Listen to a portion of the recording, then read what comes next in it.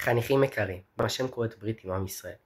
אבל כשהוא כורת איתם את הברית הוא אומר להם את הדבר הזה: כי לא איתכם לבדכם אנוכי כורת את הברית הזאת, כי אם את אשר ישנו פה עמנו עומד היום, ואת אשר איננו פה עמנו עומד היום. זאת אומרת, השם כורת את הברית לא רק עם מי שנמצא שם, אלא גם עם מי שאיננו. ונשאלת השאלה, מי אלה מי שאיננו? לפי הפשט אפשר להגיד שזה אולי הילדים שלהם או הנכדים שלהם ולכל הדורות קדימה, או שזה אולי גרים שיהפכו להיות חלק מעם ישראל בעתיד, דברים כאלה. אבל אפשר להבין כאן משהו יותר עמוק. השם כורת ברית כביכול עם מי שנמצא בתורה שלו, עם מי שהולך לפי החוקים שלו.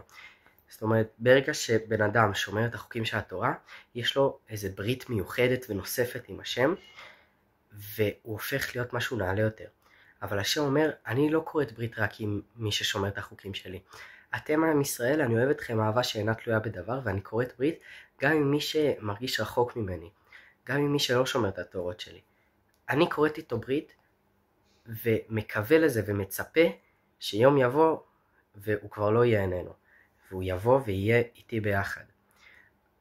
לקראת ראש השנה אנחנו צריכים להבין באילו נושאים בחיים ובאילו מקומות אנחנו לא נמצאים שם, אנחנו איננו, ולדעת להתקרב ולהתחזק ולהגיע להשם ולהתחבר לברית הזאת. אז שיהיה לכולם שבת שלום ושנה טובה.